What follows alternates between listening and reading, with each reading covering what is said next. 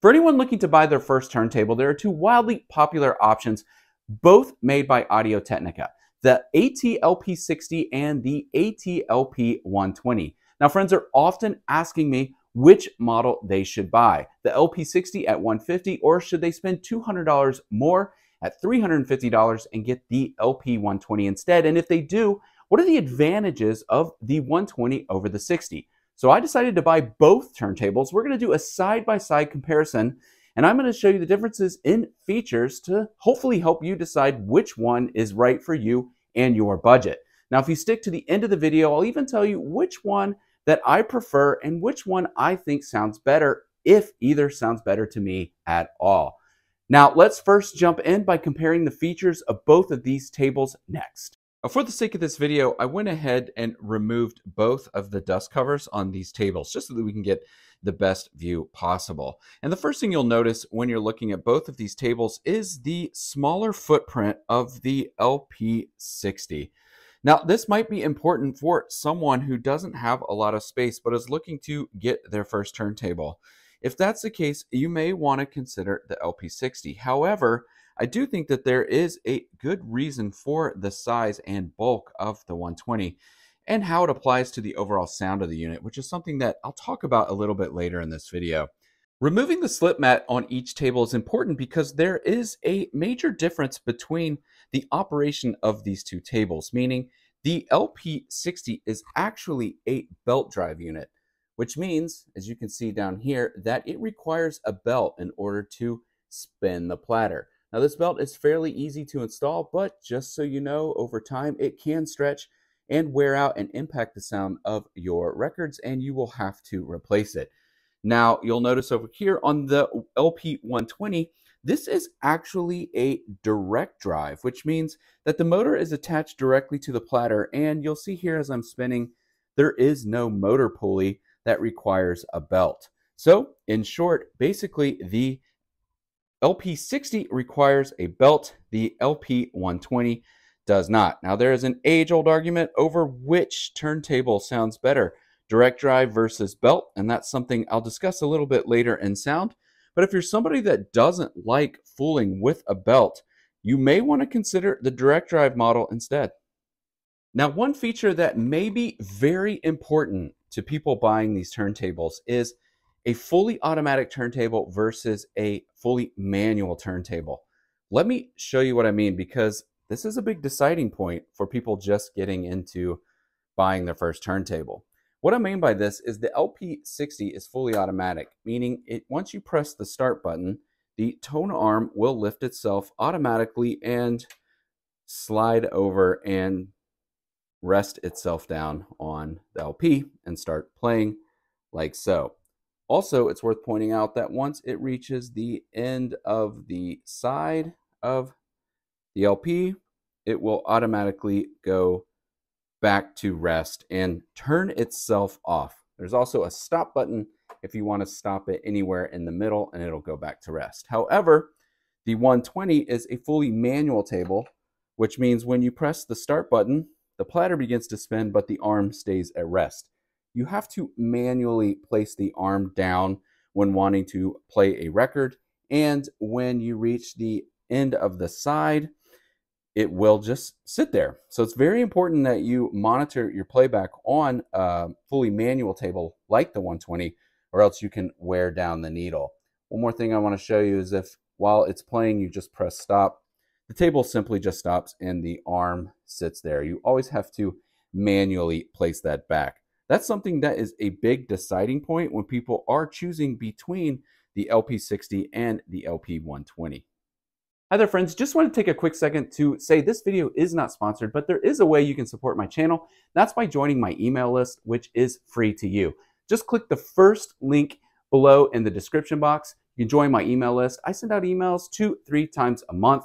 When you sign up, just make sure that you click the confirmation email that you will receive in your inbox to officially join the email list. Both of these turntables come with built-in phono preamps, so you don't have to worry about choosing that feature between either or. However, you'll note that the cartridge where the needle lives here on the LP60 is kind of attached to this head shell here and really can never be upgraded. You're pretty much always going to be purchasing that cartridge whenever the needle wears down. However, the 120 has a removable head shell and a cartridge that you can easily swap in and out, which means you can upgrade your cartridge over time. Now, this is an important feature that I'll discuss a little bit more when I'm comparing the sound of these two turntables a little later on in the video. Now, one little fun fact between these two turntables is that the LP60 only offers you two speed options, 33 and 45, while the 120 has 33, 45, and if you press these at the same time, you can actually get a 78 speed, which would allow you to play old 78s. You can see that the speed has considerably picked up there. So if you're someone that has a collection of 78s and would prefer to listen to those on one of these turntables, you're going to want to go with the 120 over the 60. Two more quick things to point out. As you can imagine, the LP60 is fairly lightweight. There's really not a lot of oomph to this turntable. However, the 120 is a considerably heavier and a bulkier turntable. Now, I think this is actually important when it comes to sound playback, which is something that I'll mention a little bit later, but it's worth pointing out right now. One other quick thing, and that is on the 120, should you have the desire to scratch, i.e. DJ, you can do that here with this turntable. You can easily stop playback, scratch, and mix. There's even pitch control over here. However, the 60 model is basically just plug and play. You can't do any scratching or any fancy DJ stuff with that table.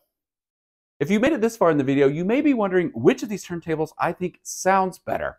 Before I answer that question, I think it's worth pointing out you should always stay within your budget when buying a turntable. You can always upgrade later on over time if you found that you've really enjoyed listening to vinyl records and you want to improve the sound over time. However, if you have the $350 to buy the 120 and you're thinking you may just want to save some money with the 60, but you're wondering if there's going to be a sound difference, then I can give you a little bit of advice here. Now, the first thing I would say is that the LP120 with its heavier build helps keep out any resonance or vibrations, which is important in playback. I also know that people have always argued over whether direct drive or belt drive sounds better. I personally have never heard that much of a difference between the two, so I wouldn't let that freak you out if this is your turntable and thinking that, oh, you got to buy a belt over a direct drive. I think the sound is going to be fairly similar. Where I think the real difference lies is in the fact that you can upgrade the cartridge on the LP120. Now, you remember earlier I was showing you that with the LP60, the cartridge that comes installed with that, when that needle gets old, you can just slide that off and replace it, but you don't really have a lot of options on upgrading that cartridge or needle.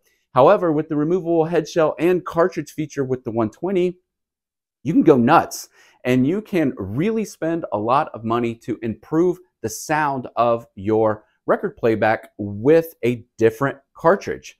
For instance, a lot of needles have different shapes, so you can upgrade over time, find a needle that may have a shape that picks up more information, and you may begin to hear new things in your vinyl collection that you haven't heard before with the original needle that came with the 120. Now, that's just my suggestion because as I fell in love with listening to my records, I wanted to try to figure out if I could get the best playback as possible. And that's what I found when I was able to upgrade that cartridge over time. So if you have the $350 and you really want to get the one that sounds the best, I would go with the 120 because I feel like it's going to give you the most options to change the sound signature as your vinyl journey continues. Whereas with the LP60, you're kind of locked in with the sound that comes with that turntable for as long as you own the entire table. Well, those are the major differences between the LP60 and the LP120 turntables. And I hope this helped you make a decision as to which turntable is right for you. Now, it could be that you are considering buying a vintage turntable instead of a brand new one. If so, I actually reviewed a turntable last year that may make you want to consider a vintage one over a modern turntable. If you'd like to watch that video, you can do so by clicking here.